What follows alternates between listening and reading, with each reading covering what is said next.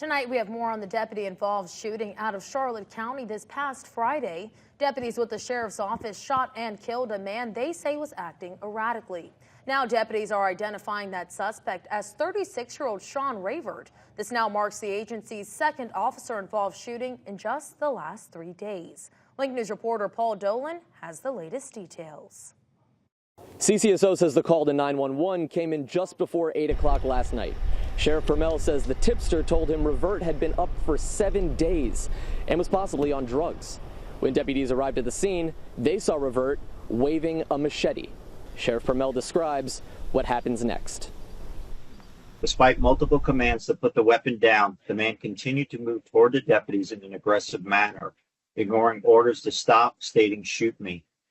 The two deputies fired their agency-issued firearms and struck him multiple times. The deputies and EMS members attempted life-saving measures, but he succumbed to his injuries. Earlier this morning, I spoke with Shirley Stradler, who lives just down the road from the crime scene behind me. And she tells me that Revert was well known in the community.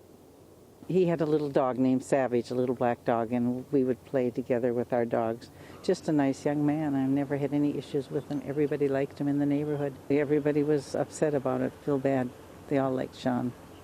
But we also have to do what keeps us safe and keeps the officers safe. They're the guys that keep us safe, so they do what they got to do, I guess. Later, I met Annette Ramey, who also lives down the road from the active investigation. And she was just sitting in her living room when suddenly a bunch of pop, pop, pop, pop, pop. I thought, was that gunshot? And then I thought, well, that must have been fireworks. And then I heard cars and stuff going on, so I came out. Neighbors here knew him. And it's just shocking because, like I said, he was a nice guy. And the good news is no deputies were injured in this incident. Charlotte County Sheriff's Office says more information will be released when it's available, which will most likely be next week.